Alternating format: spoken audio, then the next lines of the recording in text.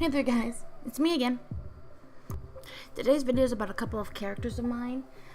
They're a couple out of many more to come. I have a few perfected, so to speak, already, but I'm working on the rest. I have rough ideas though for most of them. I'm working on a story, and it's nowhere near ready yet because I haven't completely written out the storyboard, and I'm not really confident in my skill level to make it yet, but I'm getting there. Just give me some time, and in the meantime, I'm going to be fleshing out some characters, some world history, cultural beliefs amongst certain characters, stuff like that. In the meantime, I'm going to be fleshing out stuff like that. So until I'm done with that, I thought I'd just share with you guys some of the things I've already made, and starting with my characters. I will give you guys an idea of the characters' backstories, and we'll go from and stop right around where I would like the story to start. So watching my YouTube videos will give you historical or information, I guess. I don't know. Take that how you wish. As y'all have likely guessed from the name of the video, these two girls' names are Corina and Lilum Sibilious.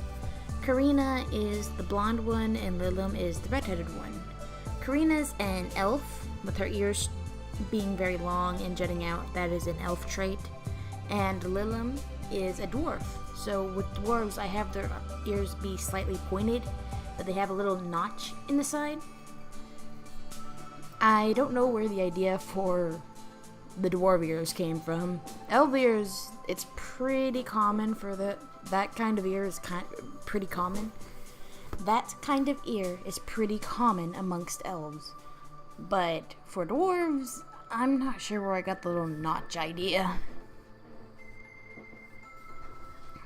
But that's what I came up with, so with that, I'll get started. So the beginning of their little story starts in a village at the edge of the country they live in, which I have not named yet, so we're just going to go with the country. There was a human couple that enjoyed living in the village, but also loved to explore, so to compromise between the two things, they would explore areas close to home. One day, the husband and wife decided to explore separately for the day, and the husband decided to explore the base of the local mountain, and the wife decided to go out to the local forest. So the wife goes out, and she's wandering through the forest, and at some point she stumbles on a little bundle on the ground. The bundle is green, very much like the forest floor, so it makes sense that she ends up tripping over it. And curious, she picks it up and finds a little baby elf inside. So she searches the child for injuries, and she tripped over it, and that tends to hurt children. And then she started looking around to see if the child's parents were nearby. She found nothing in either search, the first one being relief because she didn't want to hurt the kid, and the second was a concern. Where was this little one's parents? Was she just abandoned? She had no idea. With nothing else to do, she took the child to her village and into her home. Upon returning home, she finds out her husband has a similar story. He found a dwarf baby, and it was screaming its lungs out amongst the rocks, and that's how he found it. That's how he found her. When no one came forward to claim the children, the human parents, took the dwarf and elf as their own, and they raised them as sisters. Corina, the little elven girl, was quiet and shy, and she loved the village and preferred to stay at home. While Lillum, loud, rambunctious, mischievous at times, she loved to explore and go on her little adventures just outside of town. Despite their different personalities and different preferences, the two sisters would stay together. Lilum would bear with her jitters as she forced herself to sit and stay at home for her sister's sake, and Corina, as much as she had zero appreciation for her sister's beloved adventures, would still join her on them frequently. The family's lives were happy, calm, full of fun until the girl's 8th year. And my picture here is just a few weeks short of the following events. The country that the village was in was at war with a bordering nation, and had been for some time, although through the king's efforts, most villages had barely felt the effects of war thus far. Few raised taxes, maybe a little bit of food going missing, more young men volunteering to join the army, but minimal effects. However, that could not be said for that village that day.